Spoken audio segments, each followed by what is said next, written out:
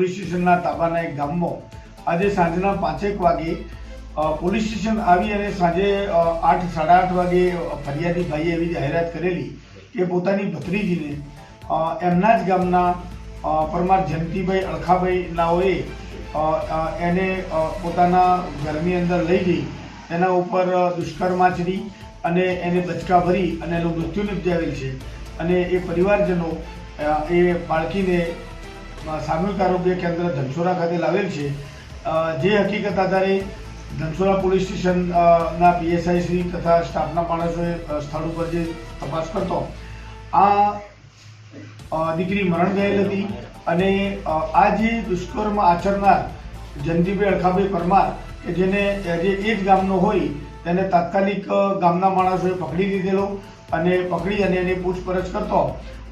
એ આ દીકરી એને પોતે ઘરમાં લઈ જઈ અને એના ઉપર દુષ્કર્મ કરેલું છે અને દીકરીને ત્યાં મારી એનું મૃત્યુ નિપજાવી અને પછી એના ઘરની અંદર જ ખાટલાઓની આડસ નીચે એને સંતાડી દીધેલી હતી। જે હકીકત આધારે ગુનો રજીસ્ટર કરવામાં આવેલ છે અને એની આગળની તપાસ લોકલ ક્રાઇમ બ્રાન્ચના પીઆઈ શ્રી ગોહિલ ચલાવી રહ્યા છે। આરોપી એ જ ગામનો છે અને જે દીકરી છે